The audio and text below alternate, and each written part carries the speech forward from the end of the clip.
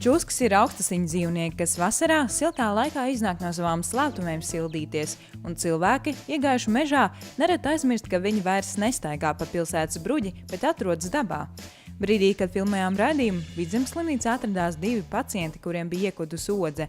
Vienīgās Latvijā sastopamās indigo čūsku sugas pārstāve.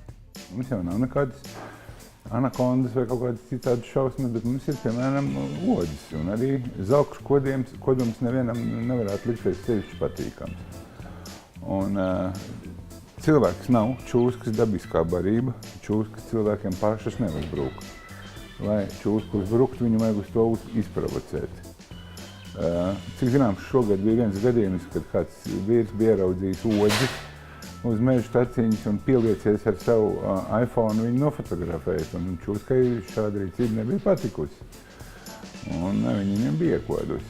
Jebkurā gadījumā, ieraugot čūsku, vislabākā taktika ir katram iet savu ceļu. Ja jūs ejat mežā ogot un esat absolūti koncentrējies tikai uz aveņu ogām, aveņu ceros, tad vismaz esiet tik laipns un taisiet kārtīgi troksni.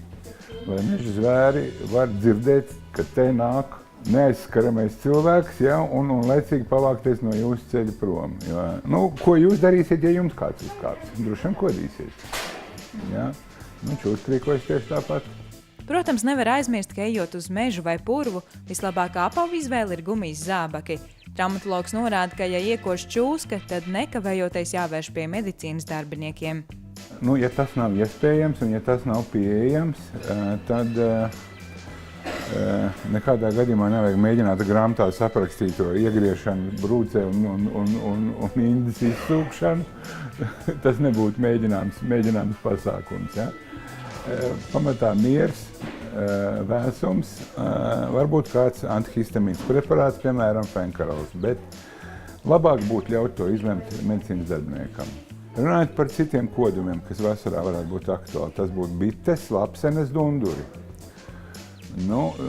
Cilvēks, atšķirībā no odzēm, ir dundura dabiskā barība. Dunduram garšo visi siltasiņu radījumi, tā skaitā cilvēki. Kas attiecas uz lapsenēm, tas ir absolūti neprognozējami. Ja iedzeļ lapsene, tad efektīvs tautas līdzeklis ir zaļš sīpols. Nevārīt, nekādā veidā neapstrādāt sīpolu, pārgriež uz pusēm un ar to ripiņu vai sīpolu virsmu pārvāk pāri sakostajai vietai. Ārkārtīgi ātri un strauji palīdz noņemt tūkst un sāpes. Kā zinām, maz bērni mēs būtu nepārāk pacietīgi, un tad tas arī samazinās bļaušanas intensitāti un jūsu galvas sāpes arī samazinās. Bet visgudrākais ir izvairīties no tādām vietām, kur šādi kukaiņi mīt. Ja? Nedoties apskatīties, cik bijušas trūpā, ja ir jau sakrājies medus un tam līdzīgas gudras lietas. Ja iedzeļ bite, lapsene vai kā cits posmkājs, būtiski zināt, vai tas izraisa kādu alerģisku reakciju. Ja iepriekš nekādas alerģijas nav konstatētas, tad dzēliena sekas būs sāpes, apsārtums vai tūska, bet tas noteikti nebūs dzīvībai bīstami. Ir atsevišķi gadījumi, kad tas var būt dzīvībai bīstami, ja ir alerģija, un ja jau agrāk ir notikusi sensibilizācija, ja proti jau agrāk ir bijis kaut kāda alerģiska reakcija uz biti vai lapseni, tad visticamāk, ka vajadzētu tomēr doties uz traumu punktu, lai iegūtu kādu pretalerģijas ārstēšanu, lai izvairītos no iespējamām sekām. Bet ir jāsaprot, ka, piemēram, ir atsevišķas vietas, kurās iekožot ir augsts risks arī nealerģiskam cilvēkam.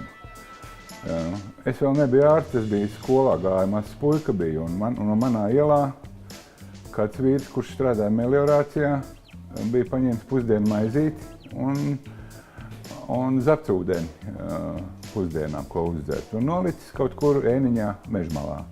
Un, kad viņš ēda savu pusdienu maizīti un dzer savu zapcūdeni, tad zapcūdeni ieklīd uz lapseni. Un viņš to lapseni iedzer. Un tā lapseni viņam iekož balsenes vai barības vadu tūmā, un tas cilvēks nosmaka 10 vai 15 minūšu laikā. Beigts. Un neko tur nevarēja izdarīt. Tā kad visādas neparedzamas lietas notiek. Tāpēc es saku, izmantojiet veselo saprātu.